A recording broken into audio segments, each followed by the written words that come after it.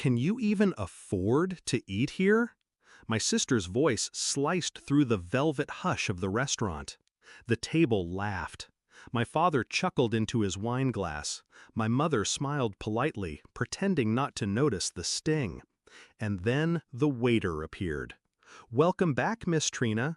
Would you like your usual table?" His voice was warm, respectful. My father nearly spat his wine across the table. That was the moment I let them see the truth. I grew up in a house where comparison was oxygen. Grades, clothes, friends, everything was a competition. And I was always measured against her. My sister, the golden one. She was the polished jewel, the daughter my parents paraded in front of relatives. I was the afterthought, quieter, slower to speak, easier to dismiss. When she mocked me, they laughed with her. When she succeeded, they celebrated. When I succeeded, silence. It burned. But I never fought back. Not then. The shift came when I discovered how fragile their illusions really were. It started with my sister's shopping bags, designer labels she couldn't possibly afford on her salary. Then the credit card bills that slipped out of her purse. Debt buried beneath glamour. And my father, the respected businessman? A trail of unpaid loans, shady deals, and desperate phone calls to keep his reputation intact. Their empire was built on smoke. I just had to learn how to control the fire. While they mocked me for struggling, I built quietly. 2 jobs, night classes, investments no one knew about. I lived simply, deliberately. Every insult they threw at me became fuel. And then, one opportunity changed everything. I got an internship at this restaurant. At first, I was clearing tables, invisible. But I listened. I learned. I studied the industry like a puzzle. The owner noticed. When he retired, he didn't sell to the highest bidder. He sold to the one who had been loyal in silence.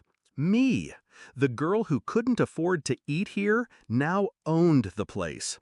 I didn't brag. I didn't tell them, not yet. Instead, I waited. Because revenge isn't about shouting, it's about timing. When my sister suggested dinner here, of course at my father's expense, I knew the stage was set. She wanted to flaunt, to remind me of my place. So I came, silent, knowing the script was about to flip. She smirked across the table. "Try not to choke when the bill comes." My father laughed. My mother looked away. Same cycle, same cruelty. Until the waiter came. "Welcome back, Miss Trina. Would you like your usual table?" The silence was nuclear. My father froze, wine glass trembling.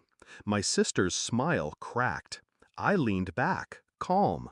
"No, this table is fine. My family's comfortable here." That was only the first cut. The deeper wounds came later. Because ownership gives power, and I wielded it like a scalpel. Their credit cards? Blacklisted. Their accounts? Flagged. Their whispered insults, recorded by the very staff they mocked, passed quietly into my hands. My sister's debts? Bought out by me. Every lender she owed now funneled through my name. And when she missed payments, as I knew she would, guess who came knocking? Not a bank. Me. The confrontation wasn't in public, it was in her apartment, dim and cluttered, the shine stripped away. She tried to sneer, but her eyes darted to the eviction notice on the counter. "You planned this," she hissed. I didn't deny it. I just smiled. "You handed me the knife every time you mocked me. I only learned how to use it." Her silence was worth more than any apology. As for my father, his collapse was slower. Contracts dissolved once his reputation cracked. Clients he thought loyal suddenly moved on. And when his name hit the papers tied to fraud and mismanagement, it was my restaurant, the one he once sneered at, that refused his reservation. The man who once laughed at my failures now dines on shame. And my mother? She stays quiet now. Her eyes linger on me at family gatherings, a flicker of something like regret in her gaze. But silence is not forgiveness, and forgiveness is not what I came for. I didn't need to raise my voice. I didn't need to scream that I had won. The waiter did it for me. The contracts did it for me. Their downfall did it for me. So when my father nearly spat out his wine that night, shocked that his forgotten daughter was Miss Trina, I didn't gloat. I simply lifted my glass, calm, steady. "Enjoy dinner," I said. "It's on me."